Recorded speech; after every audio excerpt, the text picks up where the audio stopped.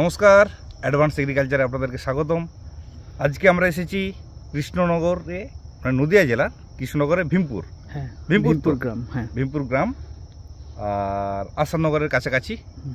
আর এখান থেকে মাছ দিয়ে কত কিলোমিটার? 8 কিলোমিটার। এখান থেকে মাছ দিয়ে 8 কিলোমিটার। আর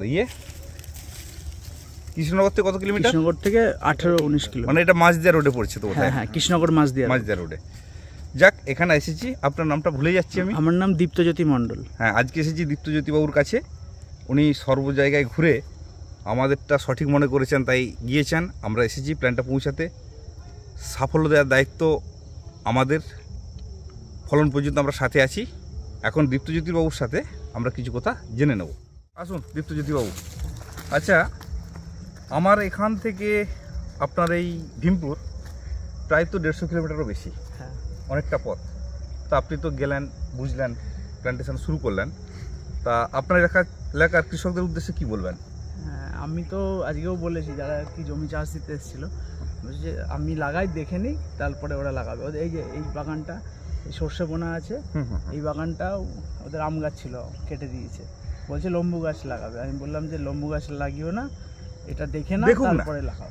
দেখানোর জন্যই তো ওরা বলেছে যে আমি 3-4 বছর অপেক্ষা করতে রাজি আছি। আচ্ছা, আপনার ফোন নাম্বারটা একটু আমার যদি দর্শকদের বলে দেন। আমার নাম্বার 7278744181। আমি এই দীপ্তজ্যোতি বাবুর নাম্বারটা ডেসক্রিপশানে দিয়ে দেবো।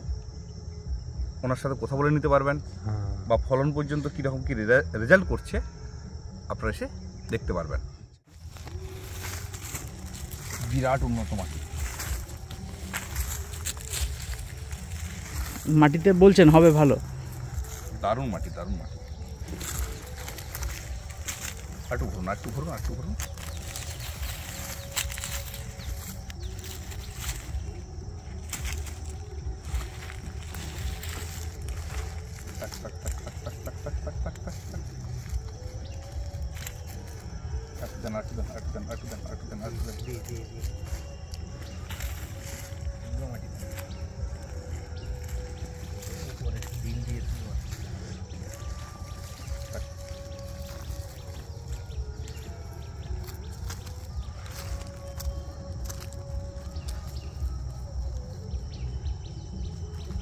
চারাটা বসাতে হবে। গর্তটা খুলুন একটু, এইভাবে খুলুন, একটু খুলুন।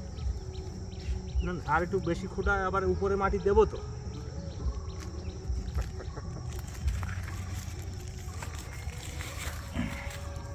এই যে বলটা আছে, হ্যাঁ, এর উপর 3 আঙুল মাটি হবে। আচ্ছা, কিন্তু এখানে মাটি হবে না। আচ্ছা,